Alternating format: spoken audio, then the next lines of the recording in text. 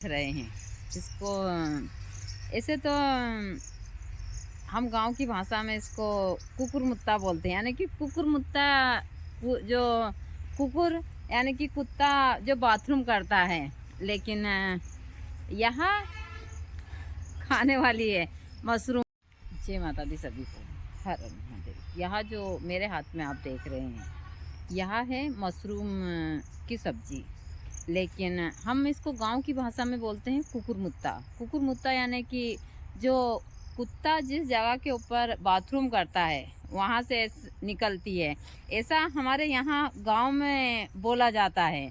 अब भी और पहले जब हम छोटे थे तो हमारी माताजी इसको हाथ नहीं लगाने देती थी, और हाथ लगा देते थे तो स्नान करवाती थी। बोलते थे कि कुत्ता मूत लिया है और उसके कारण यहाँ उगी हुई है। तो सभी लोग इस प्रकार से बोल, उसका नाम भी गांव में इसीलिए रखा है कुकुरमुत्ता, यानी कि जहाँ पर कुकुर बाथरूम करता है उसके बाथरूम से उत्पन्न होती है। क्योंकि बहुत सारी चीज़ें जो गांव में इस हिसाब से चलती है।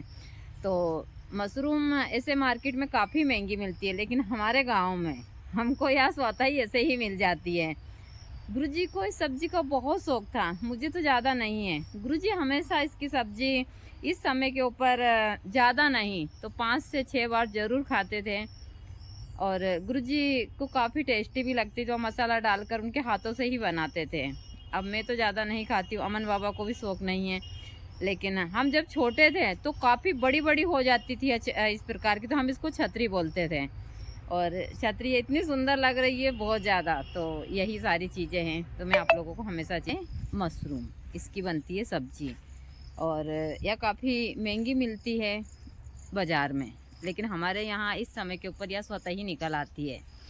हम इसको गांव में पहले जब छोटे थे तब बोलते थे, इसको गांव में अभी भी कुकर मुत्ते ही बोलते हैं, यानी कि जो कुकुर यानी कि कुत्ता बाथरूम करता है उससे निकलती है।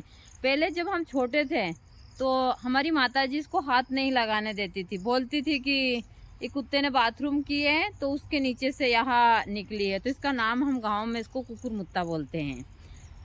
और हम जब छोटे थे तो इससे खेलते थे भी सही, कहते थे कि चलो छाता छतरी जैसी है ना, वो देखने में बहुत ही सुंदर लग रही है, इसकी डिजाइन भी बहुत अच्छी है। तो यही है कुकुरमुत्ता। और मशरूम, मशरूम बहुत प्रकार की होती है जो गांव में काफ़ी मात्रा में होती है। इसकी खुशबू बहुत अच्छी, गुरुजी को इसकी सब्ज़ी बहुत ही अच्छी लगती थी।